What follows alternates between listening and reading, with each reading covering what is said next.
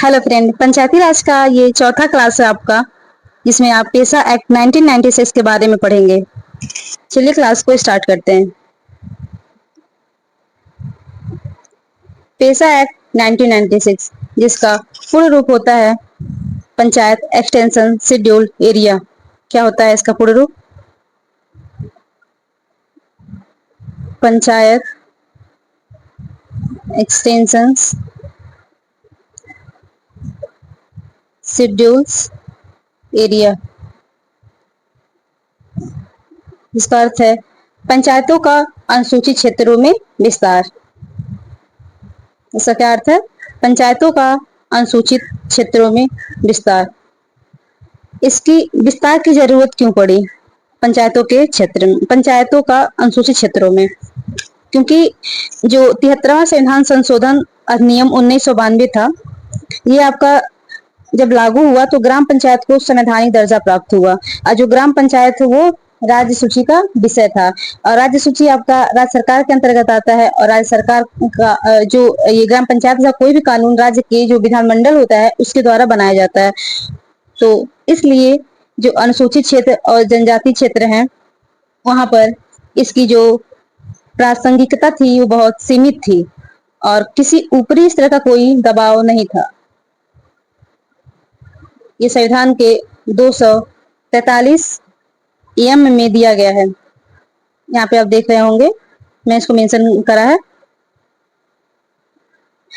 इसलिए इसको अनुसूचित क्षेत्रों और जनजाति क्षेत्रों में विस्तार के लिए पंचायतों का पेसा एक्ट 1996 को लाया गया। जो पेसा एक्ट 1996 है, ये केंद्र सरकार के द्वारा भूरिया समिति की सिफारिश के आधार पर 24 दिसंबर 1996 में लाया गया था। कब लाया गया था? 24 दिसंबर 1996 में लाया गया था। किसकी सिफारिश पे? भूरिया समिति के सिफारिश पे। किसके? भूरिया समिति के सिफारिश पे। जो हमारे संविधान का जो 5वीं अनुसूची है, हमारे संविधान का जो 5वीं अनुसूची और जनजाति क्षेत्र है, ये 10 राज्यों में लागू किया गया। कौन कौन से, इसको हम अभी नीचे देखेंगे। पहले हम जान लेते हैं कि आखिर इसको इन 10 राज्यों में लागू करने की क्यों जरूरत पड़ी।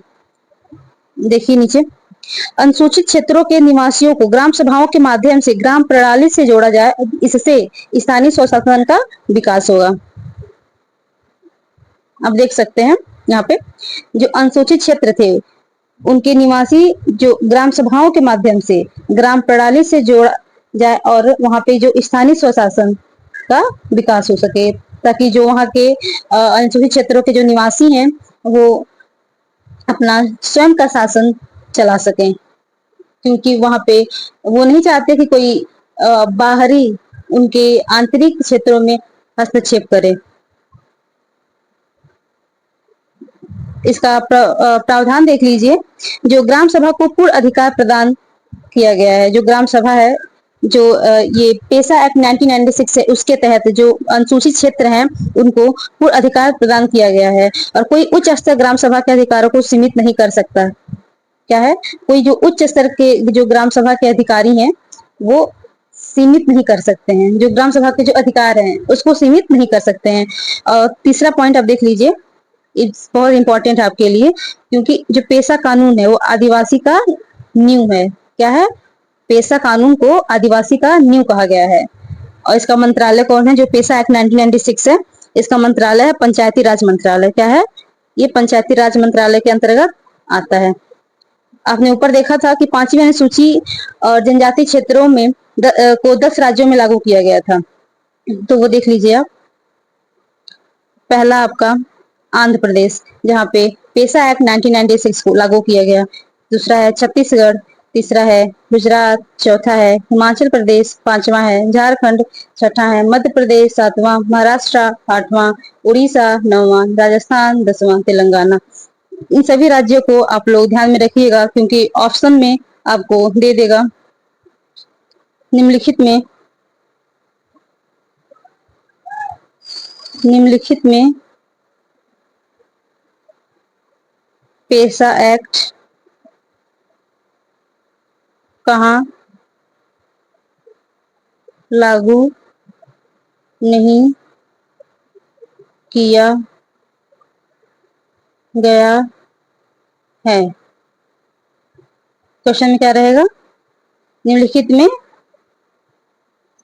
पेसा एक्ट लागू नहीं किया गया है।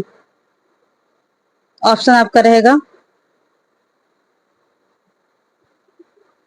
MP, UP, Maharashtra, Gujarat. तो चारों ऑप्शन में आपका आंसर क्या होगा? यूपी। क्या होगा?